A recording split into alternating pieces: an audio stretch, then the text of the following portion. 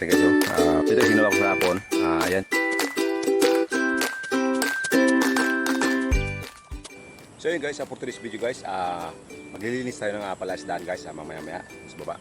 Tapos guys, ang gagawin natin, magdidilig tayo ng pechay. Tapos ipapakita ko sa inyo guys yung ginawa ko kahapon na pet battle. Tapos tinanaman ko guys ng, ng pechay. So ayun guys, mamaya-maya pakita ko sa inyo. Magdilig muna tayo ng pechay guys habang hindi mainit. So ayun guys, tara.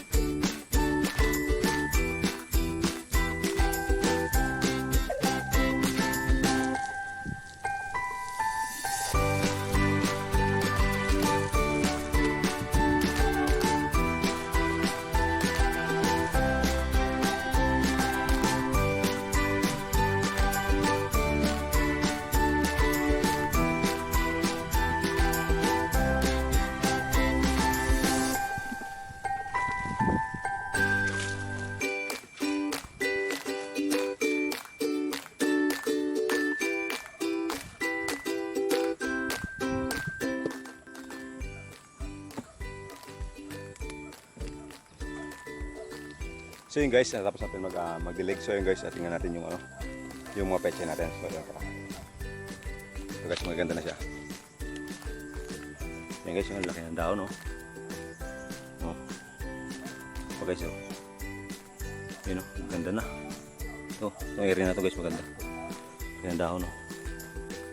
Yun guys, nandun, maganda. Yan, no? Itong part na to guys, maganda dito. Ang ganda ng dahon, walang mga insekto. Kailangan ito guys, meron ditong parang uod ata to. May kumakain dito sa baba. Pero hayaan natin guys. Guys, malapit naman ito ma-harvest nito. Guys, maganda Ito guys, ito dito sa unahan. Meron dito, maganda rin. Yan. Laki na. Guys, kailangan may maraming yung mga sira doon, yung gilid.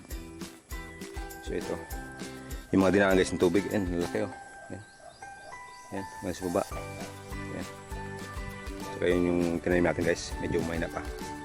So yan, guys, magaganda doon sa gilid, sa dulo, yan. So yun guys, siguro mga 5 days pa itong harvest guys, malaki na.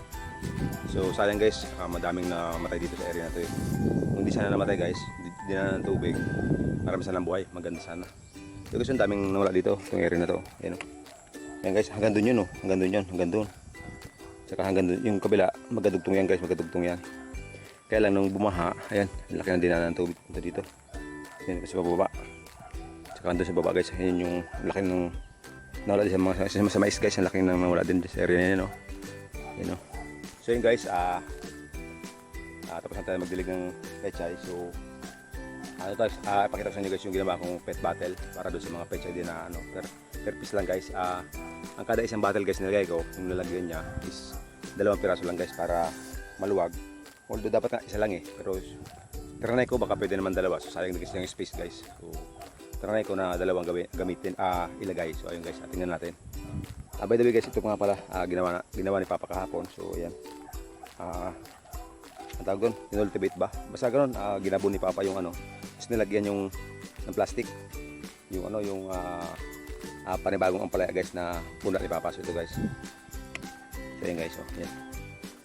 Yan, nilagyan ni Papa ng mga abono, na fertilizer, organic. Yan guys. Kaya ito, ayan guys, nilagyan ni Papa ng sapin. Ayun guys, lahat na yon, ayun yung mga sapin yon. Hanggang doon guys sa dulo, ampalaya yan, ampalaya, hanggang doon sa dulo. Ayan, hanggang doon. Sa dulo guys. Yung guys, mga bantay natin, no? Di! Bali nyo na. Oh. Oh. Yan guys, oh. Yan guys, yung mga kasama ko dito sa bukid. Yan, oh. Yan. So yan guys. So yan guys, tara, balik tayo sa baba. Sa kubo. Pakita sa inyo yung ginawa kong pet battle. So ayun guys, tara. So yan guys, yung mga alaga natin guys, oh. Pinakain ko na yan guys kanina. So pero gutom pa rin ata, oh. Habang sila sa akin. So mamaya, bigyan natin. So ito guys, yung sabi ko sa inyo guys, oh. Atin. So ayan guys. Medyo malabo. So ayan. Ito yung ginawa ko sa hapon. Ayan. Mga bote ng soft drinks na Coke, Sprite. So ito guys yung ginawa ko. Pero mas maganda sana guys yung Coke. Parang sakto-sakto yung butas. Pero yung Sprite guys, okay naman kasi binatas-butasan ko siya para magkasya yung ito, yung gilid. So anyway guys, so ito yun. Ito yun yung ginawa natin guys. May lagyan ng ano, ng 2 puno. Ayan, 2 puno. Dalawa guys sa kada isang bote. So ang ginamit ko dito guys, yung ano, yung organic natin guys. Yung organic, tapos nilagyan ko siya ng tawag doon, mga dahon-dahon guys. So yun yung nilagay ko dito guys sa ano ko, sa pet battle ko to guys. Ito guys, ito pa. Ayan pa guys, oh. Medyo madilim nga lang. Ito siya guys, ayan. Ayan. Bali, siyam to guys, na piraso guys na nagawa ko.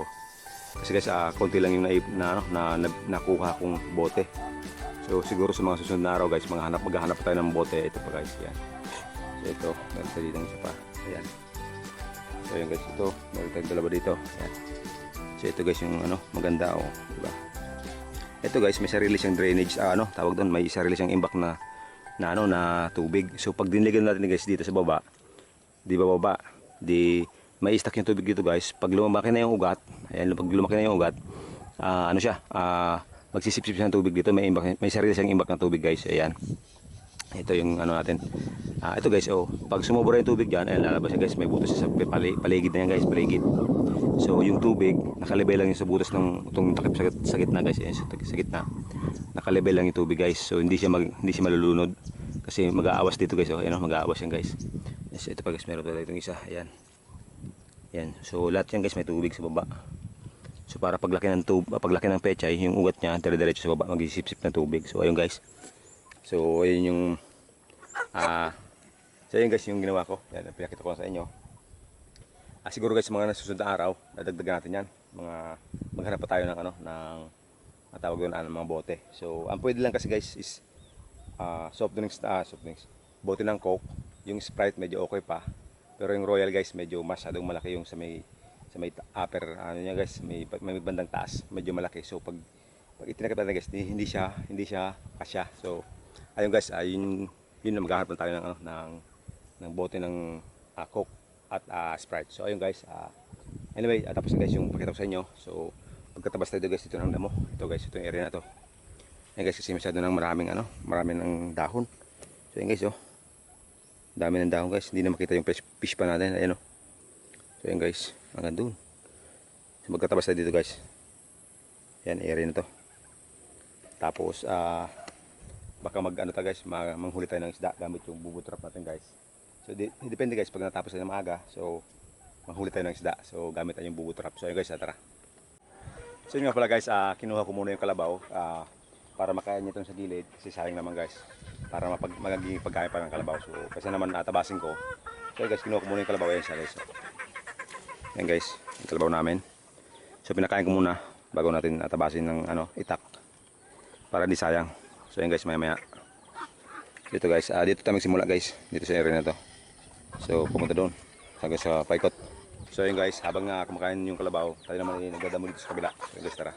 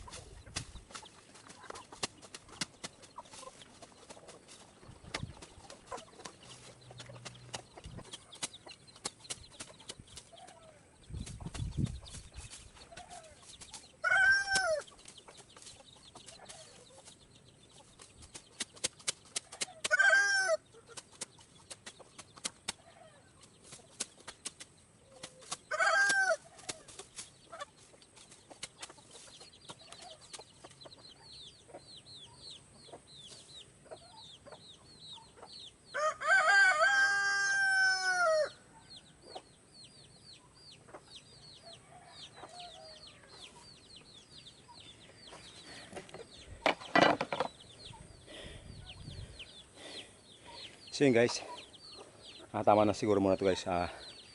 Pagod na. So yun guys, baka mamaya hapon ipagpatuloy ko. So ipakita sa inyo guys yung nagawa ko. Ayan. So yun guys. Ayan, hanggang doon.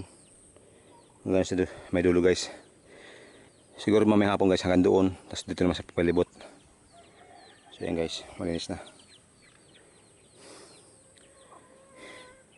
So yun guys, huwag natin galawin muna yung mga kangkong dyan. Para naman may kinakain sila. Yung mga lumot. Ang importante guys yung gilid. Malinis yung gilid. So yun guys, siguro tama naman yung video natin guys. Magpatuloy natin to sa bukas or depende. So yun guys, tapos na yung video natin. So ayun, maraming salamat sa lahat ng mga suporta sa From TV channel. Hindi ko na kamay isa-isa. So comment na lang kayo guys sa baba. Tapos i-plus yung screen, yung shoutout. Ayun, maraming salamat sa lahat ng mga suporta sa From TV channel. God bless. See you sa mga susunod na videos.